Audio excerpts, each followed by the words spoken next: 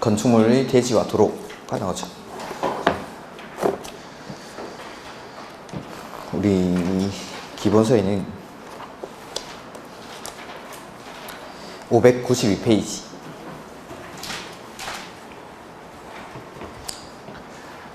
여기 적용 대상물에서 나오는 대지는 대지의 정의에 대해서 외우는 겁니다.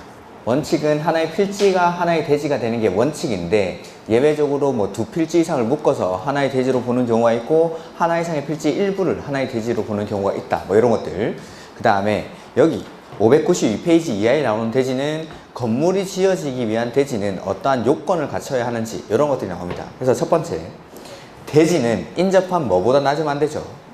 도로면보다 낮으면 안 됩니다. 물에 잠길 수 있으니까. 해서 배수의 지장이 없거나 방습의 필요가 없는 경우에는 인접한 도로면보다 낮아도 된다. 그 다음에 습한 토지, 물이 나올 우려가 많은 토지, 쓰레기, 그 밖에 이와 유사한 것으로 매립된 토지는 지반이 약하기 때문에 건물 지으려면 성토, 지반 개량 등 필요한 조치를 해야 한다. 그 다음에 대지에는 빗물과 오수를 배출하거나 처리하기 위해서 필요한 하수관, 하수구, 저수탱크, 그 밖에 이와 유사한 시설을 설치해야 한다. 그 다음에 송계 우려가 있는 토지에 대지를 조성하려면 옹벽을 설치하거나 그 밖에 필요한 조치를 해야 한다. 그 대통령령을 안 적어놔가지고 굿굿. 자, 보면 경사도가 1대 1.5 이상으로서 높이가 1m 이상일 때 성토, 절토하는 부분의 경사도가 1대 1.5 1대 1.5 이상이고 이 부분의 높이가 1m 이상이면 이 앞에다가 옹벽을 설치합니다. 그 다음에 이 옹벽의 높이가 2m 이상일 때에는 이 옹벽을 콘크리트로 해야 됩니다. 콘크리트로. 그 다음에 옹벽의 외벽면에는 이의 지지를 위한 시설이나 배수를 위한 시설, 물 외의 구조물은 튀어나오지 않게. 그러면 옹벽 외벽면에 튀어나올 수 있는 거는 지지를 위한 시설이나 배수를 위한 시설, 이것만 튀어나올 수 있다는 겁니다. 그래서 지지를 위한 시설이나 배수를 위한 시설 외의 구조물은 밖으로 튀어나오지 아니하게 할 것, 뭐 이런 것들. 그 다음에 뭐 2번 이런 것들은 참고로 보십시오. 그 다음에 대지의 조경. 대지 면적이 200제곱미터 이상인 대지에 건물을 건축할 때는 조경을 해야 되죠. 대지 면적이 200제곱미터 이상일 때. 근데 조경 의무가 배제되는 것들이 있죠. 녹지지역, 그 다음에 저 끝에 가면은 관리, 농림, 자연환경 보전지역이 있을 겁니다. 다음 페이지에. 그래서 묶으면 녹지, 관리, 농림, 자연환경 보전지역 이런 곳은 조경 의무가 배제가 됩니다. 그 다음에 대지에 염분이 함유되어 있는 그 페이지 맨 위에 있겠죠? 594페이지 보고 있습니다, 지금. 그 다음에 축사. 그 다음에 7번에 법 20조 1항에 따른 가설건축물이 뭐냐면 허가대상 가설건축물입니다. 허가대상 가설건축물은 어디에 짓는 거죠? 도시군 계획시설이나 도시군 계획시설 예정지, 나중에 도로 설치할 때는 이 가설건축물 철거해야 되죠? 그래서 적용을 하지 않습니다. 이렇게. 그 다음에 이런 것들. 그래서 지금 읽은 것들은 너무나 당연한 것들. 녹지, 관리, 농림, 자연환경 보전지역. 근데 촌에서 지구단위 계획구역에서는 적용을 해야 됩니다. 그 다음에 염분이 함유되어 있거나 축사, 뜯어먹으니까 안 하고, 그 다음에 허가대상 가설건축물 이런 것들은 적용하지 않는다. 근데 숫자 나오는 거 앞에 페이지에 공장이 있죠. 공장. 공장은 대지 면적이 얼마 미만일 때? 5,000 미만일 때. 연면적 합계는 1,500 미만일 때. 그 다음에 산업단지 안에 있는 공장 이러한 것들은 적용을 하지 않습니다. 이렇게. 다음 페이지 8번 물류시설인데 연면적 합계가 1,500제곱미터 미만인 물류시설은 적용 의무가 배제되죠. 단 어디서는 꼭 해야 됩니까? 주거지역이나 상업지역, 주거지역이나 상업지역 이런 데서는 적용 의무가 배제되지 않으니까 무조건 적용을 해야 되죠. 그 다음에 10번에 다음의 어느 하나에 해당하는 건축물 중 조례로 정하는 건축물인데 이런 것들은 참고로 보시면 됩니다. 그 다음에 조경 기준. 자, 옥상에다가 조경을 했습니다. 그러면은 옥상 부분 조경 면적의 얼마까지를 대지 조경 면적으로 산정해 주죠? 3분의 2. 그렇다 하더라도 대지 조경 면적 최대 얼마까지? 50%까지만 조경 면적으로 산정할 수 있다. 자, 문제 보죠. 245페이지.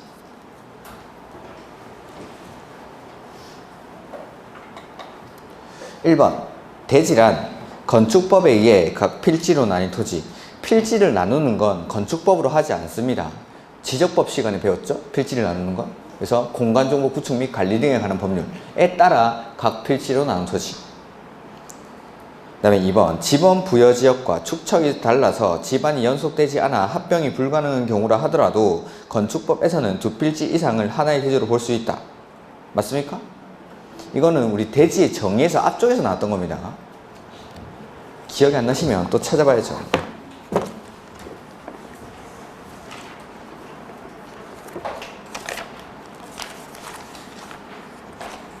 517페이지.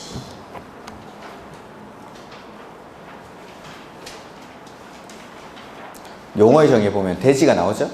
대지란 공간정보 구축 및 관리에 법률에 따라 각 필지로 나눈 토지를 대지라고 하는데 가로 1번에 두 필지, 원칙은 하나의 필지가 하나의 대지가 되는 게 원칙이죠. 1번지가 하나의 대지가 되고 2번지가 하나의 대지가 되고 이게 원칙인데 예외적으로 1번지, 2번지, 3번지 이걸 묶어서 하나의 대지로 보는 경우가 있고 1번지 토지 중 일부를 하나의 대지로 보는 경우가 있죠.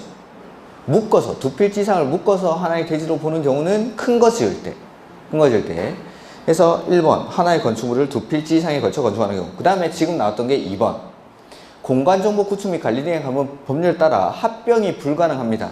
해서 그게 기역에 지번 부여지역이 서로 다르거나 축척이 서로 다르거나 지반이 연속되지 않을 때 이러한 토지들은 1번지, 2번지, 3번지를 묶어서 1번지 이렇게 할 수 있습니까?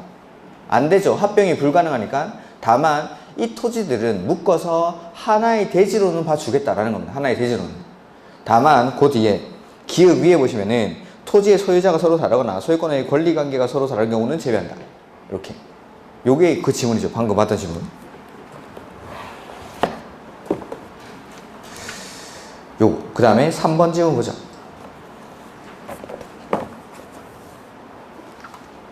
대지의 안전을 위해서 대지는 원칙적으로 이와 인접한 뭐보다 낮으면 안 되죠? 도로면보다 낮으면 안 됩니다. 대지보다 낮으면 안 되는 게 아니라 인접한 도로면보다. 그 다음에 건축물이 있는 대지는 건축선의 규정에 위배되게 분할할 수 없다. 이거는 틀렸는데 대지는 대지 이건 뒤에 나오면 제가 그때 설명드리겠습니다. 분할 제한인데 대지는 건축법의 일정한 규정에 위반되는 분할을 허용하지 않습니다. 그래서 대지와 도로와의 관계, 건폐율, 용적률, 높이, 대지 안의 공지 이러한 규정들에 위반되는 분할을 허용하지 않는다라는 규정이 있습니다. 그거는 조금 이따가 나오면은 다시 설명을 드리겠습니다. 그 다음에 5번 대지 면적이 100제곱미터 이상인 대지에 조경은 대지 면적이 얼마 이상일 때? 200제곱미터 이상의 대지에 건축을 건축할 때는 조경을 해야 되죠. 그 다음에 2번 조경 등의 조치를 하지 아니할 수 있는 건축물에 해당하지 않는 것. 축사, 가설건축물 안 하죠. 정확하게 말하면 가설건축물은 허가대상 가설건축물입니다. 그 다음에 녹지지역 조경을 하지 않죠. 물류시설은 연면적 합계가 물류시설 연면적 합계는 1500제곱미터 미만. 다만 어디서는 꼭 해야 되죠. 주거지역이나 상업지역. 그 다음에 4번 지정된 관리지역의 건축물. 관리, 농림, 자연환경 보전지역은 조경을 하지 않죠. 다만 어디서는 제외됩니까? 지구단위 계획구역. 그래서 가로 안에 지구단위 계획구역으로 지정된 지역을 포함하는 게 아니라 제외. 지구단위 계획구역으로 지정된 지역에서는 조경을 해야 됩니다. 관리, 농림, 자연환경 보전지역이라도. 그 다음에 대지에 염분이 함유되어 있는데 나무 심으면 죽죠. 그래서 하지 않죠. 그래서 2번은 정답이 4번. 그 다음에 3번 면제될 수 있는 건축물이 아닌 것. 자연 녹지 지역에 건축하는 연면적 800제곱미터인 수련시설. 뒤에 거 볼 필요 없죠. 녹지 지역은 조경을 하지 않습니다. 건물의 종류에 상관없이 녹지 지역이라서 뒤에 건 볼 필요가 없는 겁니다. 그 다음에 물류시설은 연면적 합계가 1500제곱미터 미만인 물류시설은 조경을 하지 않죠. 그러니까 1000제곱미터니까 1500제곱미터는 맞는데 어디서는 꼭 해야 되죠? 주거지역이나 상업지역. 그래서 상업지역이기 때문에 조경을 반드시 해야 되는 거. 2번이 정답. 3번 공장은 연면적이 1500제곱미터 미만. 그래서 1000제곱미터니까 1500제곱미터 미만 맞죠. 그 다음에 축사는 연면적에 관계없이 조경을 하지 않죠. 축사는 연면적 필요 없습니다. 그 다음에 자연환경 부전지역에서는 건물의 종류에 관계없이, 즉 녹지, 관리, 농림, 자연환경 부전지역에서는 조경 의무가 배제가 되죠. 이렇게. 그래서 뒤에 있는 뭐 주택 이런 거 볼 필요가 없고. 그 다음에 4번 조경 틀린 것. 건축 면적이 200제곱미터 이상인 건축물을 건축하는 경우에 적용된다가 아니라 대지 면적이 200제곱미터 이상인 대지에 건축물을 건축할 때는 적용을 하죠. 그 다음에 이럴 경우 건축주는 용도지역 및 건축물의 규모에 따라 해당 지자체 조례로 정하는 기준에 따라 적용을 해야 한다. 그 다음에 허가 대상 가설 건축물은 적용을 안 해도 되죠. 의무가 없다. 그 다음에 적용이 불가능한 시기에 준공이 되는 경우 일정 시기까지 적용 등에 필요한 조치를 하는 것을 조건으로 임시 사용 승인을 할 수 있다. 아까 우리 임시 사용 승인에서 식수 등 조치를 하기에 부적합한 시기에 공사가 완료됐을 때는 일정한 기간까지 식수 등 조경에 필요한 조치를 할 것을 조건으로 임시 사용 승인을 할 수 있다라는 문장이 있었습니다. 한겨울에 공사가 완료되면 나무 심기 힘들겠죠. 그래서 식목일까지 나무 심어 이렇게 임시 사용 승인을 할 수 있다라는 거. 그 다음에 5번 건축물의 옥상에 국장이 고시하는 기준에 따라 조경 기타 필요한 조치를 하는 경우 옥상 부분 조경 면적은 얼마까지? 3분의 2에 해당하는 면적을 대지 안의 조경 면적으로 산정할 수 있다. 그렇다 하더라도 대지 조경 면적의 최대 얼마까지? 50%까지. 이렇게. 그 다음에 이제 도로가 나오죠. 도로.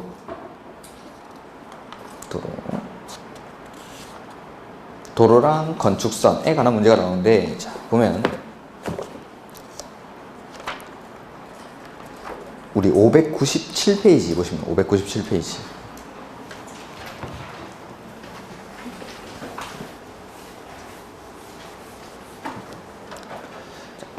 건축법에서는 원칙 도로가 되기 위해서는 너비가 얼마 이상해야 되죠? 4m. 그리고 자동차만 다닐 수 있으면 안 되고 보행만 돼도 안 되고 보행과 자동차 통행이 가능한 그거 보행 및 자동차 통행이 가능한 이라고 돼 있죠? 둘 다 가능해야 됩니다. 너비가 얼마? 4m 이상인 도로를 건축법에서는 도로라고 하죠. 그리고 도로법에 의해서 지정고시된 도로뿐만 아니라 국계법, 도로법, 사도법, 관계 법령에 따라 지정고시된 도로 싹 다. 이렇게. 그 다음에 2번.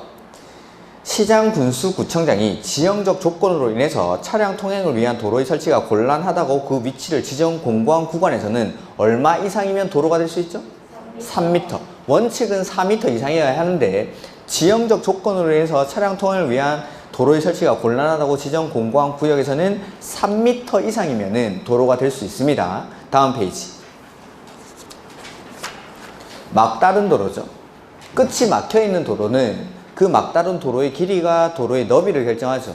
그래서 막다른 도로의 길이가 각각 10m 미만, 35m 미만, 35m 이상일 때 폭은 2m, 3m, 6m 이상 이어야 도로가 된다. 그래서 요거는 길이, 막다른 도로의 길이가 각각 10m 미만, 35m 미만, 35m 이상일 때 그 도로의 폭은 2m 이상, 3m 이상, 6m 이상. 근데 이 6m 이상짜리들은 읍면지역에서는 4m 이상이면 됩니다. 읍면지역에서는 4m. 이게 막다른 도로. 그래서 원칙적으로 건축법에서 도로가 되기 위해서는 폭이 4m 이상일 것을 요건으로 하는데 지형적 조건으로 인해서 차량 통행이 불가능한 곳에서는 3m 이상. 그 다음에 막다른 도로는 도로의 길이가 10m 미만, 35m 미만, 35m 이상일 때 폭은 2m, 3m, 6m 이상이어야 건축법에서 도로가 될 수 있다라는 거죠. 다른 법에서는 도로일지 몰라도 건축법에서는 도로가 되기 위해서는 방금 말씀드린 요건을 갖춰야 건축법에서 도로로 인정받을 수 있다라는 거. 그 다음에 그 밑에 도로의 지정 폐지 변경. 자, 도로를 지정하거나 폐지하거나 변경할 때 공통점은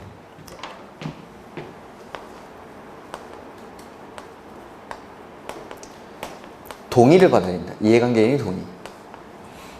지정할 때, 폐지할 때, 변경할 때 싹 다. 지정하거나 폐지하거나 변경할 때 다 동의 받습니다. 근데 차이점은 지정할 때에는 이해관계인의 동의를 생략하는 게 있습니다. 생략하는 경우가. 근데 도로를 폐지하거나 변경하는 경우에는 동의를 절대 생략할 수가 없습니다. 자, 원칙적으로 도로를 지정하거나 폐지하거나 변경할 때 어떻게 해야 되죠?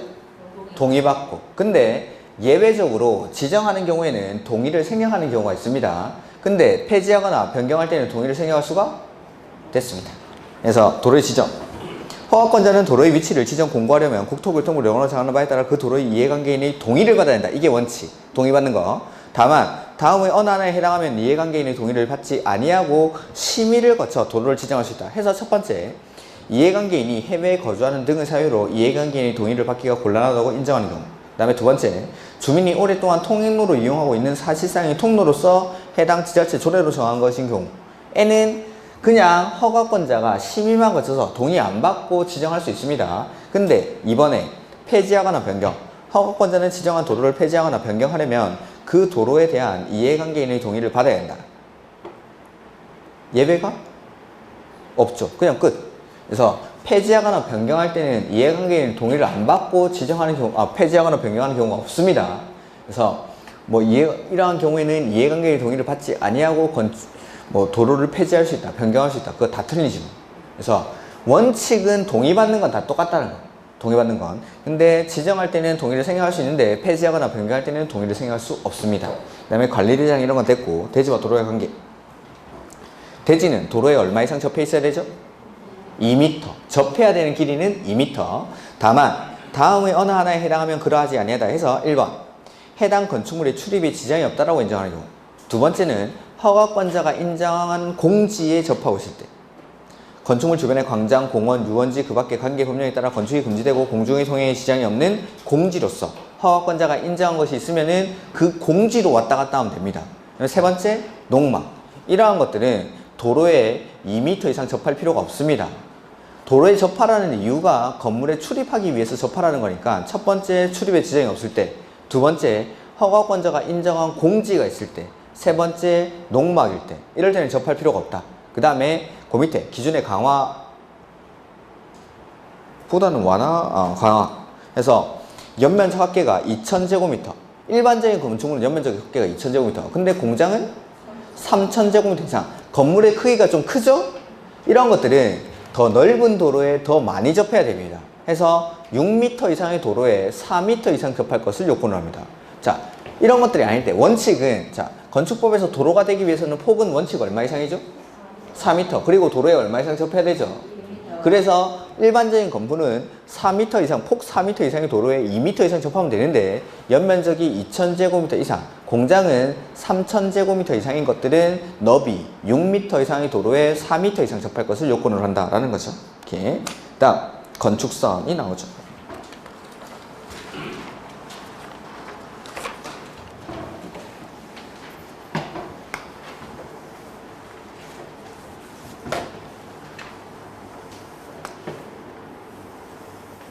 이렇게 도로가 있고 양쪽 옆에 이렇게 대지가 있다라고 해보죠.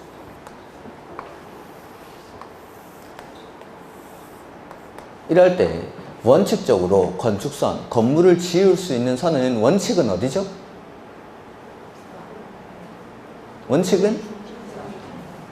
원칙은 도로의 중심선부터 건물을 지으면 차가 그럼 어디로 다닙니까? 여기? 여기입니까? 원칙적인 건축선은 대지와 도로의 경계선. 여기. 원칙은 대지와 도로의 경계선. 원칙도 아셔야 됩니다. 원칙은 대지와 도로의 경계선. 그래서 건축선이라는 건 건축 의무선이 아니라 건축 가능선 내지는 한계선. 즉, 이 선에 맞춰서 무조건 건물 짓는 건 아니죠. 의무선이 아니니까. 그래서 가능선 내지는 한계선을 말하니까 여기까지 건물 지을 수 있습니다. 근데 여기 밖으로 튀어나오면 안 됩니까? 안 되죠. 차가 가다 치니까. 그래서 이 밖으로 튀어나오는 건 안 되는데 이 안쪽으로 짓는 건 됩니다. 그러니까 이까지만 건물 짓고 여기 밖으로는 튀어나오지 마. 그게 건축선이죠. 근데 반드시 이 선에 맞춰서 건물 짓는 건 아니라는 거. 의무선이 아니니까. 그래서 여기까지 건물을 지을 수 있다라는 겁니다. 여기까지. 그래서 원칙적인 건축선은 대지와 도로의 경계선, 요 하얀 선. 이게 건축선이 원칙인데 일정한 경우에는 이 건축선이 따로 지정되는 경우가 있습니다. 자, 이 지역에 필요한 소요 너비가 4m인데 이 도로의 폭이 2m밖에 안 됩니다. 그러면 이 양옆에 있는 토지에는 건물을 지을 수가 없죠. 2m, 폭이 2m짜리인 도로는 지금 건축법에서는 도로로 인정받을 수 있습니까? 안 되죠. 여기 소요 너비가 4m니까. 4m가 돼야 건축법에서, 그냥 도로는 맞는데 건축법에서는 도로가 될 수 없습니다. 2m니까. 그럼 이게 어떻게 해야 되죠? 4m짜리 도로를 만들어줘야 됩니다. 토지 소유자들이. 그래서 다행히도 지금은 양옆에 대지가 있죠? 그럴 때는 어디서부터? 도로의 중심선으로부터 얼마만큼? 소요 너비의 2분의 1씩을 각각 후퇴하는 거죠. 그러면 이제 4m짜리 도로가 만들어지겠죠. 그때 건축선은 여기에 지정이 됩니다. 그러면 이렇게 노란색 빗금 치는 이 부분은 대지 면적 산정할 때 포함합니까? 제외합니까? 원래 건물 못 짓는 땅이니까 대지 면적 산정할 때 제외하죠. 자, 지금은 양쪽 옆에 대지가 있는 경우인데 이 반대편에 경사지나 하천, 철도, 선로 부지 같은 게 있습니다. 그러면은 이쪽으로 후퇴할 수가 없죠. 그러면은 이 사람이 4m짜리 도로를 다 만들어야겠죠. 이럴 때는 어디서부터? 여기 맞습니까? 경사지 등이 있는 도로의 경계선으로부터 얼마만큼? 소요 너비만큼 이렇게 후퇴하는 거죠. 그러면 요 빨간색 빗금치는 요 부분은 대지 면적 산정할 때 제외. 마찬가지 원래 건물 지을 수 없는 땅이니까. 그래서 소요 너비에 미달하는 도로에서 양쪽 옆에 대지가 있을 때는 도로의 중심선으로부터 소요 너비의 2분의 1씩을 똑같이 후퇴를 합니다. 근데 반대편에 경사지나 하천, 철도, 선로 부지 같은 게 있으면 이쪽으로는 후퇴할 곳이 없으니까 이 사람이 4m짜리 도로를 만들어줘야 되죠. 그래서 경사지 등이 있는 도로의 경계선으로부터 소요 너비만큼을 후퇴합니다. 그리고 노란색 빗금, 빨간색 빗금 친 부분, 소요 너비에 미달하는 도로에서 지정된 건축선과 대지와 도로와의 경계선, 이 하얀 선 사이에 있는 면적은 대지 면적 산정할 때 제외한다는 거. 원래 건물 못 짓는 땅이니까. 그게 소요 너비에 미달하는 도로에서의 건축선. 가로 1번을 제가 설명을 드린 겁니다. 그 다음에 가로 2번. 시장, 군수, 구청장은 시가지 안에서 건축물의 위치나 환경을 정비하기 위해서 도시지역에서 4m 이하의 범위에서 건축선을 따로 지정할 수 있습니다. 그 박스 안에 있죠. 시장, 군수, 구청장은 도시지역에서 4m 이하의 범위에서 건축선을 따로 지정할 수 있다. 그러니까 충분한 너비의 도로가 있는데도 불구하고 건축물의 위치나 환경을 정비하기 위해서 시장, 군수, 구청장이 자기 마음대로 건축선을 뒤로 좀 들어가서 지어 라고 이렇게 지정을 합니다.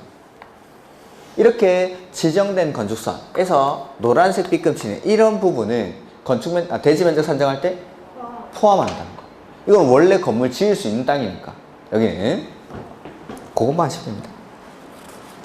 그 다음에 도로 모퉁이에서의 건축선이라는 게 나오죠.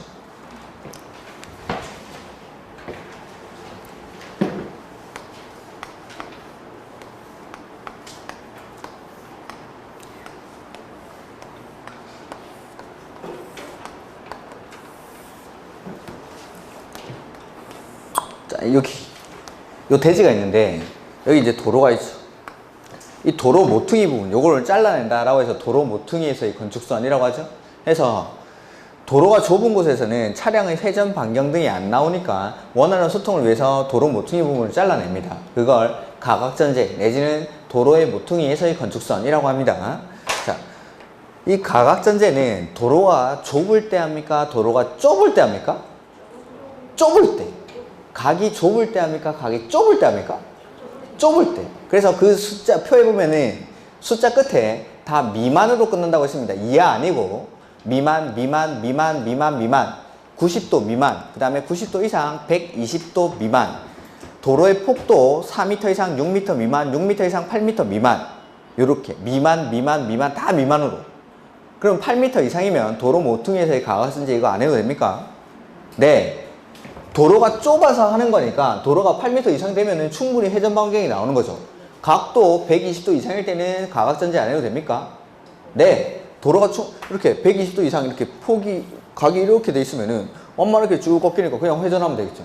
그래서 도로도 좁고 각도 좁을 때 90도 미만이고 120도 미만이고 폭도 8m 미만, 6m 미만일 때 여기 도로의 교차점 여기서부터 일정 거리를 똑같이 후퇴를 합니다. 경계선을 따라서 이 후퇴하는 거리 그 후퇴하면 점이 두 개 생기겠죠? 이 두 점을 연결해서 요 안쪽으로 건물 지어 즉 노란색 이 부분은 건물 지을 수 없는 거 이렇게 잘라내야 차가 이렇게 원활하게 회전이 된다라는 겁니다. 이게 가각전지. 자, 첫 번째 제일 중요한 거 이 노란색 부분은 이거 대지 면적 산정할 때 포함합니까 제외합니까? 제외. 건물 못 짓는 땅이니까 여기도 소연업의 미단한 도로에서도 원래 이만큼 후퇴 안 하면 이 대지 전체에 건물 못 짓죠? 근데 이만큼 후퇴를 하니까 나머지 부분에 건물을 짓게 되는 겁니다. 여기도 마찬가지. 요만큼 안 잘라내면은 건물 못 짓는 거니까 요 부분은 대지 면적 산정할 때 제외합니다. 즉 소연업의 미단한 도로에서 지정된 건축선이랑 여기 도로 모퉁이에서의 건축선 요 부분은 대지 면적 산정할 때 제외한다는 거. 근데 아까 시장, 군수, 구청장이 건축물의 위치나 환경을 정비하기 위해서 지정하는 지정 건축선 그거는 대지 면적 산정할 때 그것만 하시면 됩니다. 그 다음에 그 표는 안 외우지 마십시오. 아직 나온 적도 없고 나올 가능성도 그렇게 크지 않았습니다.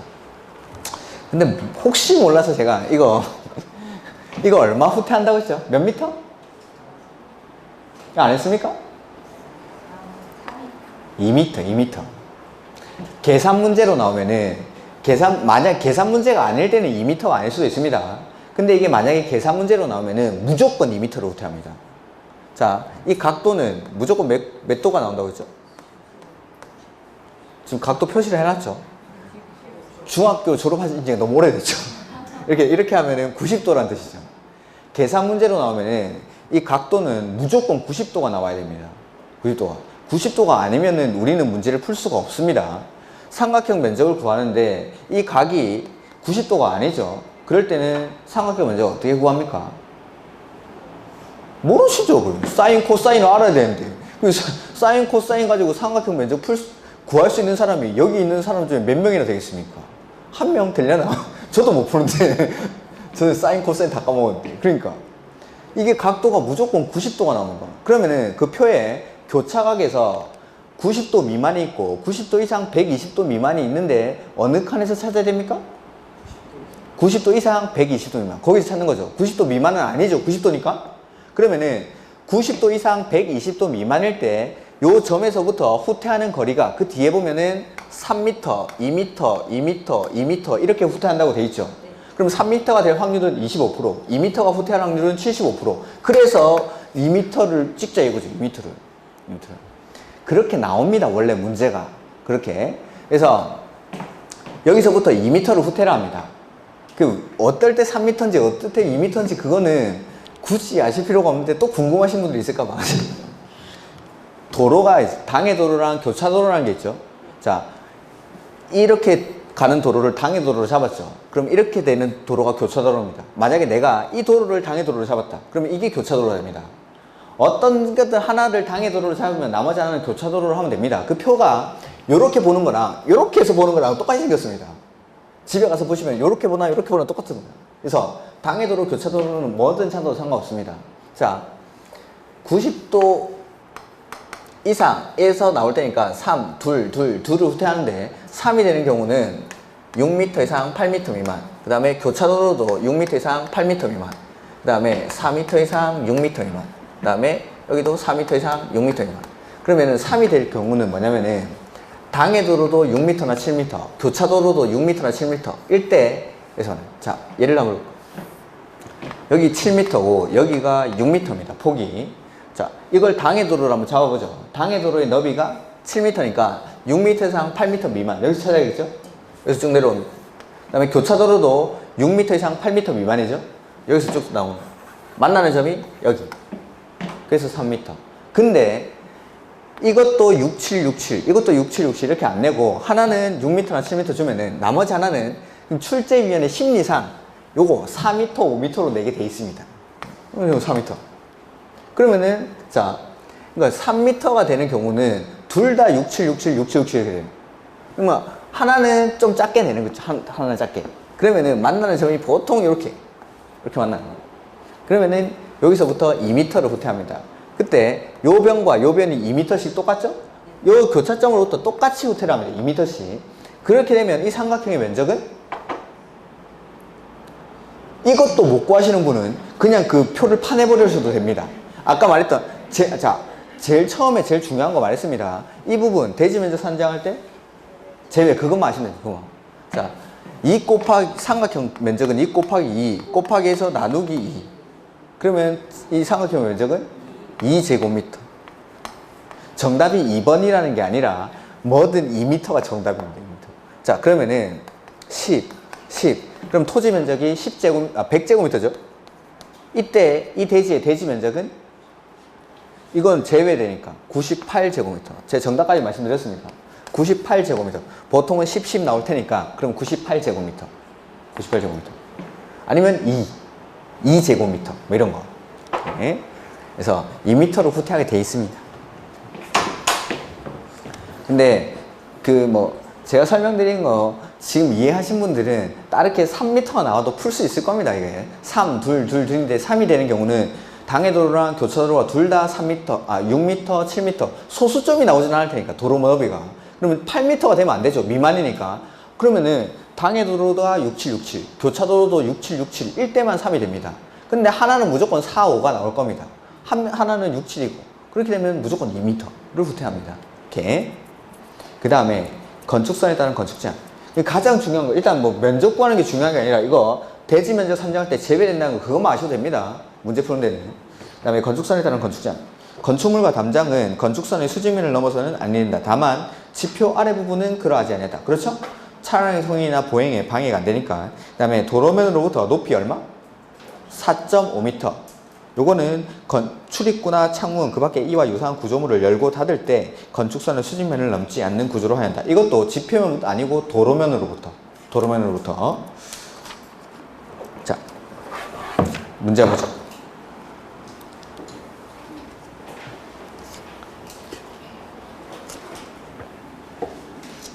5번 문제 248페이지.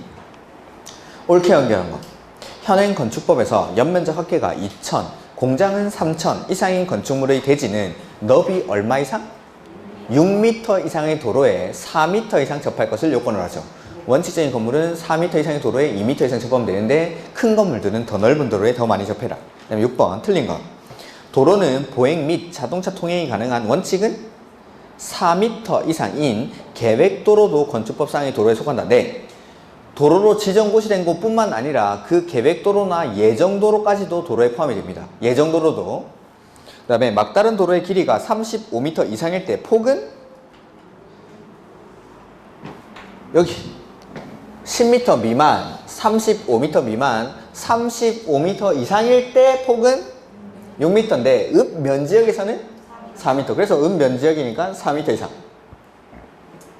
그래서 10m, 10, 35, 35 이상, 2, 3은 6, 10, 35, 35 이상, 2, 3은 6, 10m 미만, 35m 미만, 35m 이상일 때 폭은 각각 2m 이상, 3m 이상, 6m 이상. 이렇게 앞에 두 가지는 길이가 미만입니다. 미만. 그 다음에 3번. 주민이 장기간 통행로로 이용하고 있는 사실상의 통로로서 해당 지자체 조례로 정하는 경우에는 심의를 거쳐 도로를 지정할 수 있다. 이거는 지정할 때 동의를 생략하는 경우죠. 그래서 동의를 생략할 때 원래 지정할 때는 이해관계인의 동의를 받고 지정을 해야 되는데 주민이 오랜 기간 사실상의 통로로 이용하고 있을 때는 이해관계인의 동의를 받지 않고 그냥 심의만 거쳐서 허가권자가 도로를 지정할 수 있다라는 거고. 4번. 도로는 보행이 불가능한 경우에도 도로로 포함된다. 아닙니다. 보행은 무조건 돼야 됩니다. 원칙은 보행과 자동차 통행이 가능해야 되는데 차량 통행이 불가능한 곳은 도로가 될 수 있는 경우가 있습니다. 그렇죠? 지형적 조건을 내서 차량 통행을 위한 도로의 설치가 곤란하다고 지정구간 구역에서는 너비가 3m. 지형적 조건으로 인해서 차량 통행을 위한 도로의 설치가 곤란하다고 지정 공고한 구간은 너비 3m. 거기는 차량 통행은 안 돼도 사람은 다닐 수 있어야겠죠. 근데 보행이 안 되는 도로는 안 됩니다. 보행이. 그러니까 차량이 통행이 불가능한 도로는 도로가 될 수는 있는데 보행이 안 되는 도로는 도로가 안 됩니다. 그 다음에 5번. 건축 허가 또는 신고 시 특별시장, 광역시장, 도지사 또는 시장, 군수, 구청장이 그 위치를 지정 공고한 도로도 건축법상의 도로이다. 네, 그렇습니다. 그러니까 도로법에 의해서 지정 고시된 도로뿐만 아니라 각종 법률에 따라 지정 공고된 도로도 다 도로에 해당합니다. 그 다음에 7번. 옳은 것. 지형적 조건으로 자동차 통행이 불가능하더라도 건축법상 도로가 되는 경우가 있다. 그렇죠. 너비가 얼마 이상이면 되죠? 3m 이상. 이런 데는 3m 이상. 건축법령상 모든 도로는 도로라는 특성상 도로법에 의해서 신설, 변경, 고시되어야 하는 것뿐만 아니라 국계법, 도로법, 사도법, 관계 법령에 따라 지정 고시되면 됩니다. 그 다음에 주민이 장기간 통행로를 이용하고 있는 사실상의 통로라도 도로가 되기 위해서는 이해관계인의 동의가 필수적이다. 아니죠. 도로가 되기 위해서 지정할 때는 동의를 생략할 수가 있습니다. 지정할 때는. 그 다음에 허가권자는 도로의 위치를 지정 공고할 수 있습니다. 그리고 도로로 지정 고시된 것뿐만 아니라 예정도로까지도 도로에 포함이 됩니다. 예정도로도. 그 다음에 8번 틀린 것. 건축물이 있는 대지는 얼마 이상 도로에 접해야 되죠? 2m 이상. 그 다음에 건축물 주위에 유원지와 같은 공지가 있죠. 공지가. 이럴 때는 출입에 지장이 없다고 인정되는 경우에는 도로에 접하지 않아도 된다. 자, 원칙 대지는 도로에 2m 이상 접해야 되는데 건물의 출입에 지장이 없거나 허가권자가 인정한 공지에 접하고 있거나 농막인 경우에는 접하지 않아도 되죠. 그 다음에 3번 건축물 주위의 관계 법령에 의해서 건축이 금지되고 공중의 통행에 지장이 없는 것으로 허가권자가 인정한 공지가 있는 경우에는 도로에 접하지 않아도 된다. 2번이나 3번이나 똑같은 거죠. 그 다음에 4번 연면적 합계가 2000 이상인 건축물의 대지는 너비 얼마 이상? 6m 이상의 도로에 4m 이상 접해야 되죠. 건축법상 도로는 보행은 반드시 가능하여야 하지만 자동차 통행이 불가능한 경우도 있다. 네, 차량 통행이 불가능한 곳에서는 너비가 3m 이상. 그 다음에 9번 건축법령상 창문 등의 구조물을 열고 닫을 때 건축선의 수직면을 넘어서는 아니 되는 높이는 도로면으로부터 4.5m까지. 도로면으로부터 4.5m. 그 다음에 10번 틀린 거. 건축물의 대지는 얼마 이상 도로에 접해야 되죠? 2m. 접해야 한다. 이거는 2m. 접하는 길이는 2m. 그 다음에 연면적 합계가 2000, 공장은 3000 이상인 건축물은 너비 6m 이상의 도로에 4m 이상 접해야 한다. 그 다음에 도로는 보행 및 자동차 통행이 가능하여야 하며 원칙적으로 너비는 4m 이상. 지형적 조건으로 차량 통행이 불가능한 곳에서는 3m 이상. 건축선은 원칙적으로 대지와 도로의 경계선, 하얀색 선. 대지와 도로의 경계선. 원칙도 꼭 아셔야 됩니다. 대지와 도로의 경계선. 그 다음에 11번, 계산 문제. 모든 문제집에 다 이게 똑같이 나와 있어가지고. 이게 기출문제인데.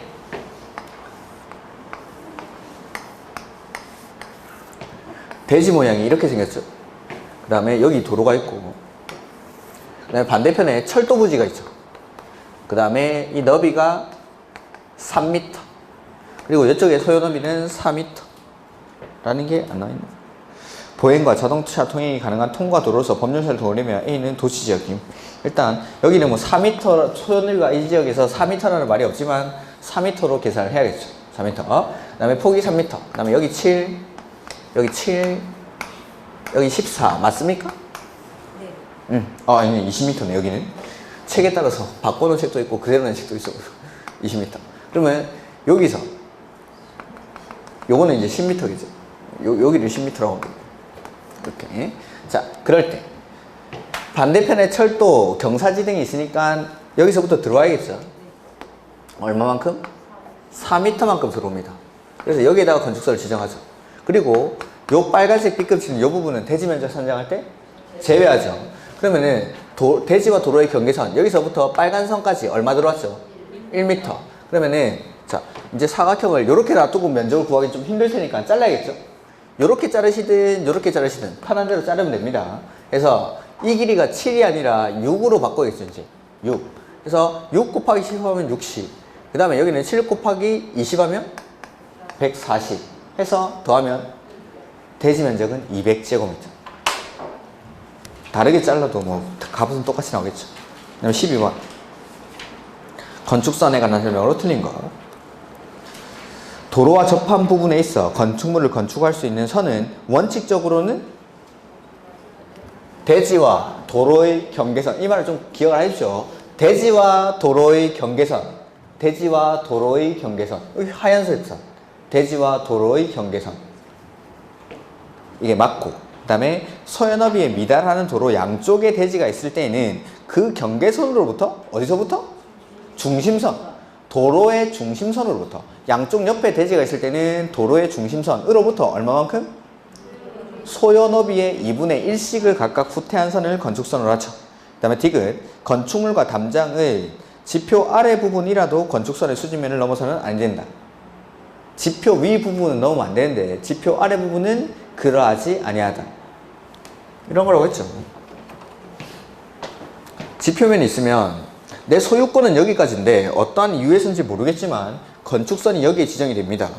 그러면 지표 담장과 건축물은 지표 위 부분은 건축선의 수직면을 넘지 않는 구조로 이 안쪽으로 지어야 되죠. 다만 이쪽부터 뭐 도로가 시작된다라고 하면은 지표 아래 부분 여기는 튀어나와도 보행이나 자동차 통행에 방해를 안 주죠. 지표 아래 부분이니까. 그러니까 여기는 내 소유권이 미치는 데까지 건물을 지어도 되겠죠. 이렇게.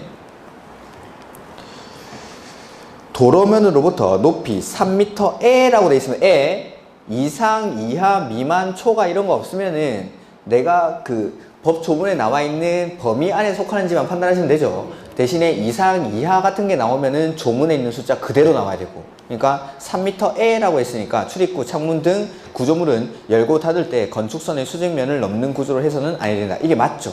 4.5m 이하에 있으면 되니까. 그 다음에 소연업에 미달한 도로 반대쪽에 경사지, 하천 등이 있는 경우 경사지 등이 있는 쪽의 도로의 경계선에서 소연업이의 얼마? 그렇죠. 소요 너비만큼. 반대편에 이거 경사지 등이 있을 때 빨간색이죠. 빨간색. 경사지 등이 있는 도로의 경계선으로부터 소요 너비만큼을 후퇴한 선. 여기를 건축선으로 하죠. 그 다음에 안전관리 예치금이라는 건데 이거는 어디 나와 있는지도 모르겠는데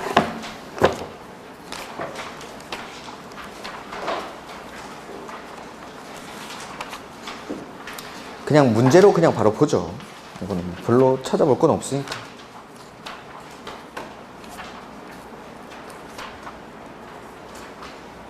제가 쉬는 시간에 찾아서 어디 있는지 알려드리겠습니다.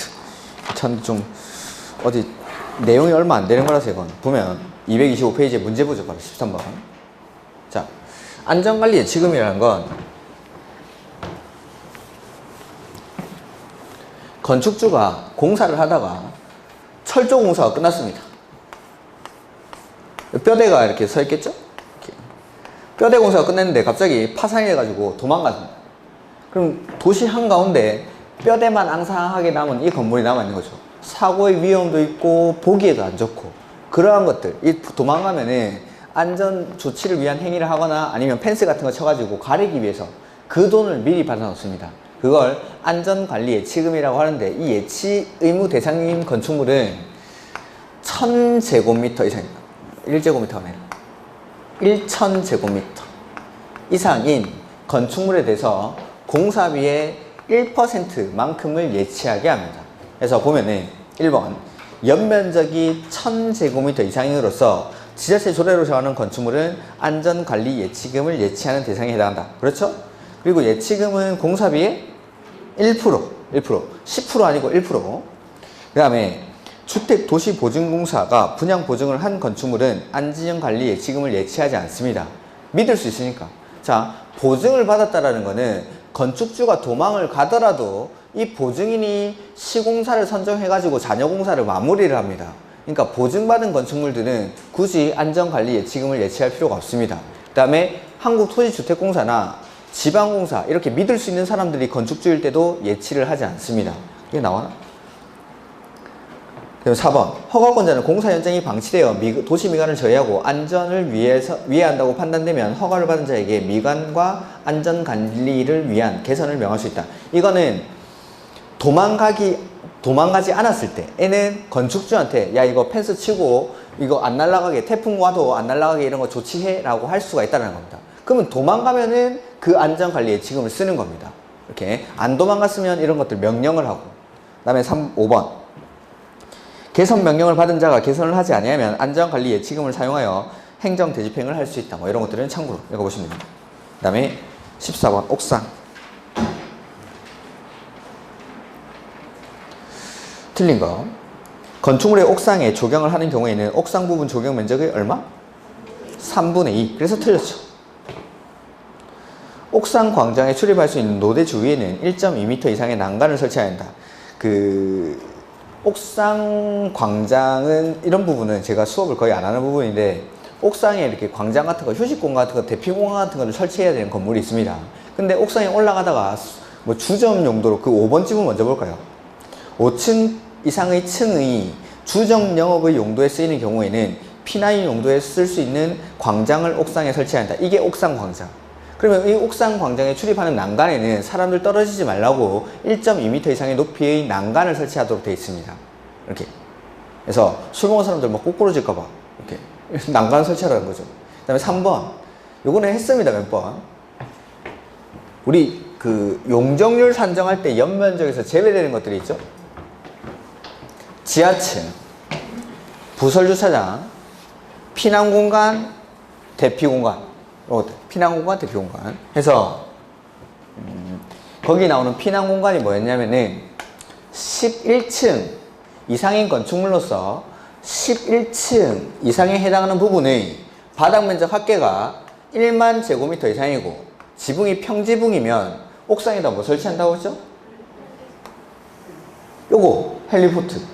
그래서 헬리포트가 H가 아니라고 했죠. 11층 이상이고 평지붕이다 이 말이죠. 이게 11층 이상이고 평지붕. 암호입니다. 암호. 헬리코프터가 아니고. 그 다음에 자 평지붕이면은 헬기가 착륙할 수 있는 헬리포트를 설치하면 되는데 이게 만약에 경사지붕이면 헬리포트를 설치할 수 없죠. 그래서 이 밑에 설치하는 그게 대피공간. 그 대피공간은 용적률 산정할 때 연면적에서 제외하겠다라는 겁니다. 그래서 우리가 용적률 산정할 때 제외되는 그 경사지붕 아래 대피공간 그게 이겁니다. 이거. 자, 요건은 둘 다 똑같습니다. 11층 이상인 건축물로서 11층 이상인 부분의 바닥면적 합계가 1만 제곱미터 이상이고 평지붕이면 헬리포트 설치하고 경사지붕이면 대피공간 설치하고 이때 설치하는 이 대피공간은 용적률 산정할 때 제외되는 연면적. 연면적에서 제외되는 거. 그래서 한번 11층 이상인 층의 바닥면적 합계가 1만 제곱미터 이상인 15층의 업무시설의 건축물 옥상에는 헬리포트를 설치하거나 일정한 공간을 확보해야 한다.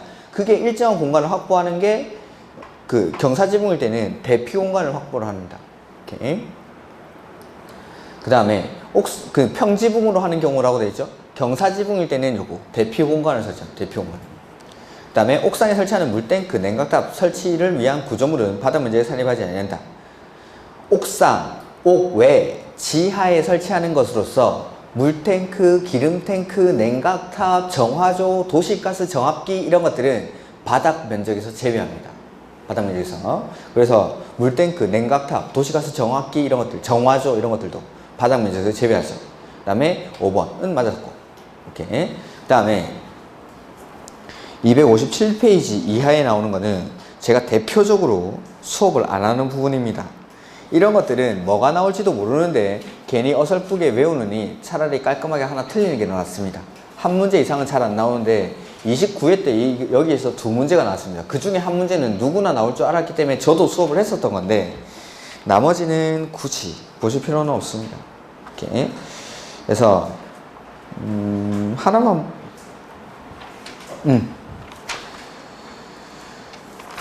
2번 문제 한번 보시죠. 2번 문제. 이게 29회 문제였습니다. 29회. 빈출은 아닙니다. 이런 것들은 10년에 한 번 나올까 말까 하는 겁니다. 빈출을 만들어 붙여놔가지고. 자, 우리가 이제 건축주가 착공 신고를 할 때 구조 안전 확인 서류라는 걸 제출해야 되는 건축물이 있습니다. 그래서 설계자로부터 제출받은 구조 안전 확인 서류가 있는데 그 확인 서류를 첨부를 해서 착공 신고해야 되는 건축물이 요거 구조 안전 확인 대상 건축물. 그 밑에 해설에 나와 있죠? 그거를 정리를 해보면은, 자, 구조, 안전, 확인, 대상, 건축물. 이거는 구조, 안전, 확인 대상인 게 중요한 게 아니라 내진, 능력, 확보, 대상, 건축물입니다. 이게 29회 때 나왔었는데 왜 나왔냐면 그때 2018년도에 초반에 포항에 지진 나고 난리 났죠. 그때 나온 그때. 이 건물은 내진 능력 확보 대상 건축물입니다. 그래서 뭐 29회 때 나왔으니까 똑같이는 또 안 나올 겁니다. 첫 번째는 2층 이상, 연면적 합계는 200제곱미터 이상, 그 다음에 건물의 높이는 13m 이상, 그 다음에 처마 높이는 9m 이상, 13m, 9m 이상, 다 이상입니다. 그 다음에 기둥과 기둥 사이 거리는 10m 이상. 그 다음에 중간에 있는 거 다 놔두시고 맨 끝에 가면은 단독주택이랑 공동주택. 얘네들은 설계자로부터 제출받은 구조안전 확인 서류를 착공 신고를 할 때 같이 제출을 해야 됩니다. 그게 구조안전 확인 대상 건축물. 근데 이것보다도 더 중요한 게 내진 능력 확보 대상 건축물입니다. 이게 똑같이. 그리고 우리 29회 시험에 나왔던 건 뭐냐면은 이게 나온 게 아니라 가로 안에 이 주요 구조부가 목구조로 된 목구조 건축물의 경우에는 층수가 3층 이상, 연면적 합계가 500제곱미터 이상, 이 구조안전 확인 대상 건축물입니다. 이게 나왔습니다. 이게 목구조 건축물. 제가 수업하면서 목구조 건축물은 그냥 가볍게 보십시오 했는데 이게 나와가지고 요즘 워낙에 건축법에서 구석진 걸 워낙 많이 해가지고 그게 추세라면은 뭐 건축법은 수업을 엄청 많이 해야 된다. 엄청. 근데 중요한 것들 위주로만 보고 그걸 틀리지 않겠다라는 각오를 가지고 가시는 게 훨씬 낫습니다. 이런 것들 하나하나 뭐가 나올지도 모르는데 뭐 승강기 설치 기준, 뭐 아까 봤던 옥상 광장이라든지 되게 많습니다. 피난 계단, 직통 계단, 그다음에 피난 안전구역 설치 기준, 실내 건축의 기준, 이런 것들이 엄청나게 많은데 그걸 뭐가 나올지도 모르는 걸 하나하나 다 외워버리면은 시험장에 가서 외워가지고 맞출 가능성이 낮기 때문에 그냥 아예 통째로 빼버리는 겁니다. 제가 이게 수업을 하다 보니까 한 개 한 개씩 알게 되는 게 있습니다. 저는 처음부터는 아예 그걸 보지도 않았었는데 수업을 하면서 어쩔 수 없이 알게 되는 것들을 머릿속에 넣으니까 저도 모르게 말을 하게 되더라고요. 이런 것처럼. 그래서 아예 저도 그냥 안 봅니다. 알게 되면 계속 말을 하게 돼가지고. 그래서 이런 것들은 차라리 안 보는 게 훨씬 더 수월하기 때문에 깔끔하게 하나 틀리면 됩니다. 그런 것들은. 그거 틀린다고 해서 합격하는 데 지장이 없습니다. 근데 이걸 왜 썼냐면 29회 때 나왔는데 쓴 이유가 뭐냐면은 요거. 이 두 가지는 뭐냐면 내진, 능력, 공개, 대상, 건축물입니다. 이러한 건물들을 지었을 때는 우리 건물은 진도 얼마에 견딜 수 있는 구조로 되어 있습니다 라는 내진 능력을 공개를 해야 됩니다. 1번, 2번. 요건은 똑같습니다. 그래서 똑같이는 구조안전 확인 대상 건축물 이렇게 나오지 않을 테니까 이런 것들. 그래서 지진 나오면 이런 겁니다. 지진 나오면. 그리고 앞에 페이지에 나오는 1번 문제 있죠. 그게 뭐냐면 이걸 활용한 건데 설계자는 해당 건축물에 대한 구조 안전을 확인하는 경우 건축 구조 기술사의 협력을 받아야 된다. 다음 중 해당하지 않는 것. 그래서 자 아까 이 구조 안전 확인 서류를 설계자로부터 제출받는다고 했죠. 설계자가 이 구조 안전 확인을 해서 그 서류를 건축주한테 줍니다. 그럼 그 건축주가 착공 신고를 할 때 설계자로부터 제출받은 구조 안전 확인 서류를 허가권자한테 제출을 하는 건데 그 구조 안전 확인을 할 때 건축 구조 기술사의 협력을 받아야 되는 건축물이 이겁니다. 이거. 6층 이상 특수구조 건축물, 다중이용 건축물, 준다중이용 건축물, 3층 이상의 필로티 형식의 건축물까지. 그러니까 요거는 시험에 나왔죠? 요게 시험에 나왔으니까 이제 더 나가서 이게 나오지 않을까 하고 문제에 넣어놓은 겁니다. 이거. 이게 나왔으니까. 근데 이런 것들이 여러 개가 있다는 겁니다. 그냥 안 보는 게 낫겠죠. 그래서 혹시나 푸실 분들을 위해서 제가 말씀드린 겁니다. 이건 다른 문제집에도 이렇게 나와 있긴 나와 있습니다. 요게 나왔으니까 혹시나 이게 나오지 않을까. 구조 안전 확인을 할 때 건축 구조 기술사로부터 협력을 받아야 되는 건축물이 거기 해설에 6층 이상, 그 다음에 특수구조 건축물, 다중이용 건축물이나 준다중이용 건축물, 3층 이상의 필로티 구조로 된 건축물, 이렇게 이런 것들은 건축 구조 기술사랑 협력해서 구조 안전을 확인을 해야 된다라는 겁니다. 이렇게 괜히 했네. 그 다음에 3번, 4번 이런 것들 보지 마시고 4번 이런 것들은 뭐 충분히 나올 가능성은 있는데 안 하겠습니다. 그거 대신에 지금까지 시험 나왔던 게 초고층 건축, 우리 연면적 산정할 때 초고층 건축물이나 준초고층 건축물에서 피난안전구역을 설치를 하죠. 피난안전구역. 연면적 산정, 용적률 산정할 때 연면적에서 제외되는 거. 초고층 건축물이나 준초고층 건축물에서의 피난안전구역. 이 피난안전구역은, 자, 초고층 건축물은 층수가 몇 층인 건물이죠? 50층 이상. 이러한 건물에서는 30개 층마다 한 개소씩 피난안전구역을 설치합니다. 그 피난안전구역은 지상층으로 연결되는 직통계단이라든지 비상용 승강기 이런 것들을 설치해 놓은 공간입니다. 화재 사고가 나면은 고층 건축물에서 이 30층에 뛰어가가지고 거기 가면은 지상층으로 연결되는 직통계단이 있습니다. 그쪽으로 대피를 하면 된다라는 거죠. 그 다음에 이거는 이제 요게 시험에 나왔습니다. 요거 30개 층마다 한 개씩 설치한다. 요거. 그 다음에 준초고층 건축물은 해당 건축물 층수, 전체 층수의 2분의 1에 해당하는 층의 아래 위로 5개 층 사이에 한 개소씩 설치합니다. 자, 요게 시험에 나왔죠. 시험에 나올만 하죠, 이런 것들은. 근데 요거는, 그러니까 이런 거 길게 내기가 힘드니까 안 냈겠죠, 뭐. 요게 시험에 나왔습니다. 30개 층마다 한 개씩 설치한다. 피난 안전구역. 그 다음에 5번에 건축법령상 대지가 둘 이상의 지역, 지구 구역에 걸치는 경우 등에 관한 조치가 나오는데 이거 좀 쉬었다 보죠. 이렇게.